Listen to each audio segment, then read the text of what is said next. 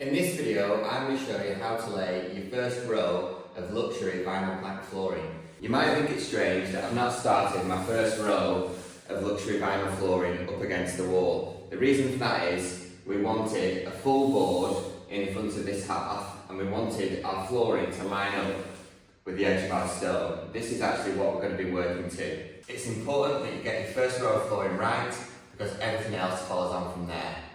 When we lay our first row, what we're trying to avoid is having a skinny off-cut flooring towards our walls or around the perimeter of our room. These laser levels are invaluable when you're trying to set your flooring up and get your first row nice and straight.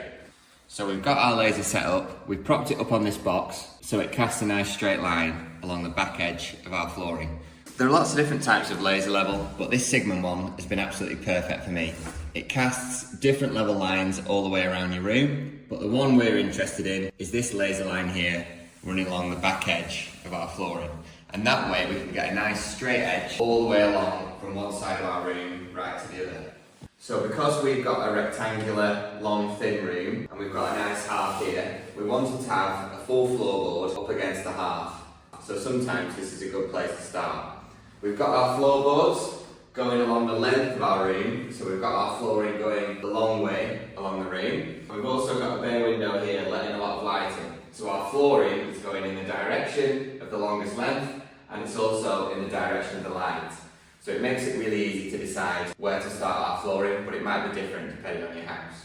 When I'm trying to establish where my first row starts, I always like to get 2 offcuts of flooring, or cut a board in half.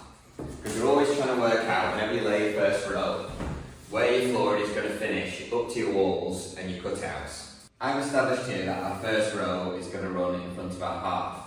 And I've also calculated that when I add 2 boards here, it actually works out, so I've got 2 full boards up against this wall, and then I can use my offcuts again. You can always mark them, and then you can work out what cut you're going to be left with. This last board up against the wall will be cut in half.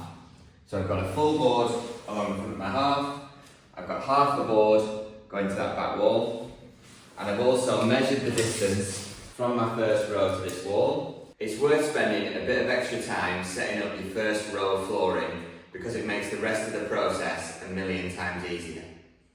You can see that we've notched out this board in front of the half to fit around this stone. So we've actually cut out 2 inches of board and we've actually notched it around this stonework a little bit so that we can get our 2 boards to fit neatly up to this wall. You want to try and keep as many full boards as possible. The last thing you want is a little skinny rip of flooring around the edges of your room. There's another video showing you how to cut your vinyl plank flooring around the different shapes of your room. When you lay your first row, you always want to make sure that you can see this part here because that makes it a lot easier to click in your next piece of vinyl flooring. Whenever you're clicking your vinyl flooring into place, you always want to stagger your joins, and you never want to have 2 joins in your vinyl flooring too close together. You would never want to have a join here. I always like to leave a minimum of 200 millimeters between my joins on subsequent rows. It just looks a lot neater than having your joints bunched up too close together.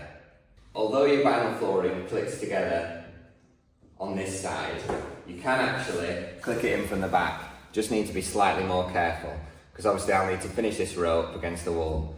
Even though we're doing this in reverse, the same principles apply. Slide your board in, put it at a bit of an angle, and then click your board down. And you'll find that you get a nice flush join between boards. In the next video, I'm going to show you how we carried on our vinyl plank flooring all the way across our room and then filled in at the back right at the very end.